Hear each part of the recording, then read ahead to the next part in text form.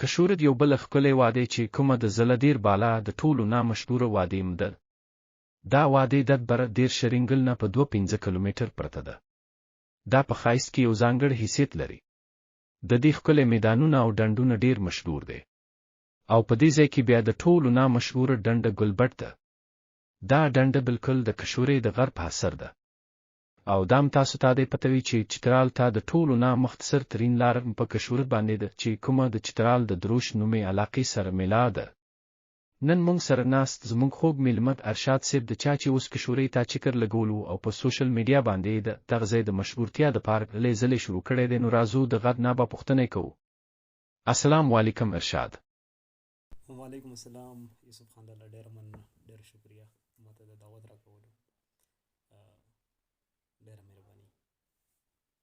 ارشاد اولنې پوښتنه خو به درنه دا وکم چې کله نه خپل کلی ته راغلی نو په سوشل میډیا باندې کله خپل د کلی د مسایلو په اړه او کله د ښایستونو خبرې څنګه را روان ټایم کې مو څه خیال د سیاستا خو مو څه اراده نشته؟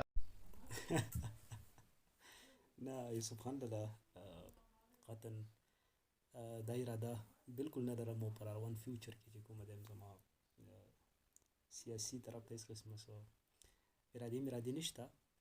تر دا اوسه پورې چې کومه سیاستدانان راغلي دي نو هغه کومه توره وکړه په تېر شوي ټینور کې په ډوک دره کې چې کومه دی هیڅ قسمه څه داسې د قام د ښېګړې دپاره کار نه دی شوی. په دې اخره کې روډ باندې څه ترکول مرکولو ته پلی شو، په هغې باندې هم جګړه واچول، افتتاح مونږ کوو، چا څه ویل. خو بیا هم تر څومره چې کېږي دا خو زما هر یو د ډوک درې وګړي ته دا خواست دی چې یار د خپل کلي د ښایستونو د خپل کلي د ترقۍ لپاره تاسو د سوشل میډیا پلیټفارم استعمال کوئ او خلک دې نه خبره کوي چې یار دلته ډېر قابلان او ډېر ټیلنټ موجود دی. بیا یوسف خان لا سپیشلی د ګرلز ایجوکیشن باندې را روان ټیم کې زموږ دا خیال دی چې د فیمیل په تعلیم باندې باقاعده په دې ځای کې هلې ځلې پکار دي، دلته کالجونه پکار دي، دلته سکولونه پکار دي او د خلکو په خپل منځ کې چې کومه بوز او عناد دی د دې ختمول پکار دي او یو موټی کېدل پکار دي، په اتفاق او اتحاد سره خپل قام مخکې بوتل پکار دي.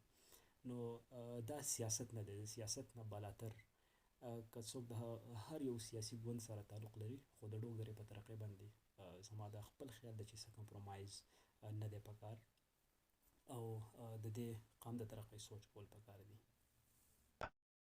ارشاد دا راته مه وایي چې د کشورې لاره څرنګه ده، که د لرې نه خلک دلته راتلل او غواړي نو ستاسو به څه مشورې وي؟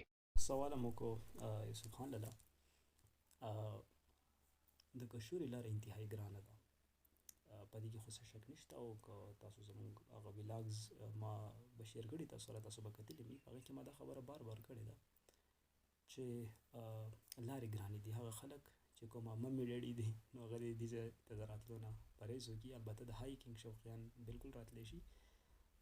لاره خو اصل کې اوس په روډ باندې کار روان دی، خو د دې سیاستدانان چې کومه موږ سلیکټ کړي دي د دوی د نااهلۍ د وجې نه زموږ چې کومه دا بیسټ ټوریزم سپاټس دي لا تر اوسه پورې دا ایکسپلور شوي نه دي. که چېرته دغه ځای ته روډ په بهترینې طریقې سره لاړ او دغه ځای نو زه دا وایم په دعوې سره چې دغه ځای به داسې ایکسپلور شي چې د سویزرلینډ نوم چې کوم د به شاته پرېږدي. کمراټ هم ښایسته دی، دې کې څه شک نشته، خو د کشورې ښایست د کمراټ نه په ډبل ټریپل دی، زه داسې ویلی شم.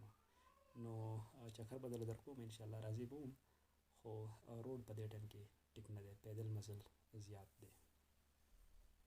چېرته به ماته م چکر راکوئ او که نه؟ درته ما مخکې وکړه چې چکر به خامخا در کوم، تا ته به هرکلی وایو انشاءالله. زموږ ټول چې کومه ټیم دی ټوریزم ټیم موږ تشکیل کوو، په دې کې موږ سره جمشید دی، ایاز صاحب دی، علمګیر دی او دوی هم داسې دي چې نان لوکلز دي، دوی د سره ډوک درې مکمل رهایش پذیر دي. خو البته ما سره دا ګروپ ډېر برابر شوی دی، کریم صاحب دی راسره. نو انشاءالله ټول به تا ته هرکلی وایو، ټول به تا ته ویلکم کوو او خامخا به راځې د خیره. مننه. دا و مونږ سره ارشاد انشاءالله په روان وخت کې تاسو سره بیا د یو بلې نوې مارکۍ سره ملاویږو. اوس خپل کور به یوسف خان له اجازت ورکوي چېرته چې مې ښاد او آباد اوسئ. د الله په امان.